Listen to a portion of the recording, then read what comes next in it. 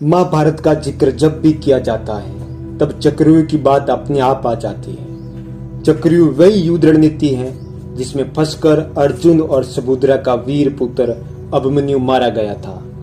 मित्रों, ऐसा माना जाता है कि चक्रव्यूह को भेदने की कला भगवान श्री कृष्ण और गुरु द्रोणाचार्य के अलावा सिर्फ अर्जुन ही जानते थे। जब अर्जुन ने अपनी पत्नी सुभद्रा को चक्रव्यूह भेदने की कला बताई तब सुभद्रा की कोख में अभिमन्यु मौजूद था और वो कोख में ही चक्रव्यूह भेदने की कला सीख रहा था। लेकिन अर्जुन की बात सुनते सुनते सुभद्रा को नींद आ गई, जिसके बाद अभिमन्यु चक्रव्यूह के सह दरवाजों को तोड़ने की कला तो सीख गया, लेकिन सातवें द्वार को तोड़ने का राज एक राज ही रह गया। अब हम इस वीडियो में जानेंगे चक्रव्यूह क्या था, चक्रव्यूह को भेदने के क्या राज थे और चक्रव्यूह में अभिमन्यु को कैसे मारा गया। तो चलिए शुरू करते हैं।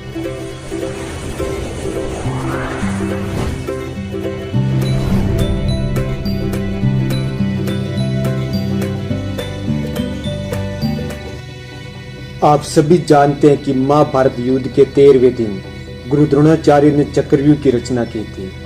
उनका उद्देश्य धर्मराज युधिष्ठिर को बंदी बनाना था। मित्रों, चक्रव्यूह 2 शब्दों से बना है, चक्र धन व्यूह। चक्र का मतलब होता है पहिए के समान गोल आकृति और व्यूह का मतलब होता है पहली आप समझ सकते हैं। चक्रव्यूह अर्थात एक ऐसी सुनियोजित रणनीति जिसमें सैनिकों की संरचना गोल आकृति के रूप में रखी जाती थी। आप अपनी स्क्रीन पर देख सकते हैं, इस चक्रव्यूह में 7 द्वार यानी 7 लेयर होते थे। इन लेयर को आप किसी वीडियो गेम की तरह समझ सकते हैं। जैसे एक लेवल को पार करने के बाद दूसरा और कठिन हो जाता है। चक्रव्यूह युद्ध की ऐसी रणनीति थी जिसमें बड़े से बड़े योद्धा मात खा जाते थे। चक्रव्यूह की रचना में करोड़ों सैनिकों का इस्तेमाल किया जाता था, जो कई किलोमीटर की दूरी में चक्र बना लेते थे, जिसमें प्रवेश तो करना आसान था, लेकिन बार बार घूमने की वजह से उनसे बाहर निकलना बड़ा कठिन हो जाता था। चक्रव्यूह को देखने पर अंदर जाने का रास्ता तो दिखता है, लेकिन बाहर जाने का कोई रास्ता नहीं। चक्रव्यूह में सैनिकों की 7 सुरक्षा पंक्ति होती थी, जिसमें पहली पंक्ति के सैनिक हमेशा चारों ओर घूमते रहते थे। पहली पंक्ति पर सामान्य सैनिकों को तैनात किया जाता था। यदि कोई योद्धा पहली पंक्ति के किसी सैनिक को मारकर अंदर प्रवेश कर भी जाता था तो मरे हुए सैनिक की जगह क्षण भर में दूसरे सैनिक ले लेते थे। चक्रव्यूह की दूसरी पंक्ति में पहली पंक्ति के मुकाबले ज्यादा पावरफुल सैनिक तैनात किए जाते थे ताकि वो दुश्मनों को अंदर जाने से रोक सके।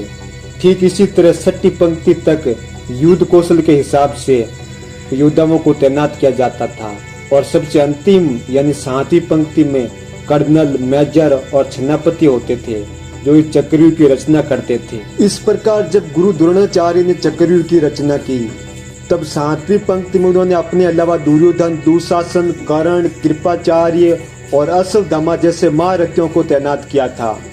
उस काल में चक्रव्यूह को युद्ध की सबसे घातक रणनीति माना जाता था, क्योंकि कोई योद्धा लगातार लड़ते हुए अंदर की तरफ बढ़ता जाएगा तो स्वाभाविक है कि वे थकता भी जाएगा।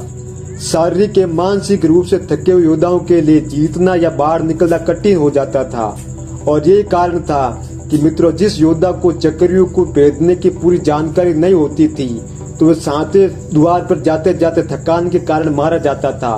आपको याद भी होगा जब कौरव पक्ष के योद्धाओं ने अभिमन्यु का वध किया था तो वो भी चक्रव्यूह के 7वें दरवाजे पर था और बहुत ही थका हुआ था।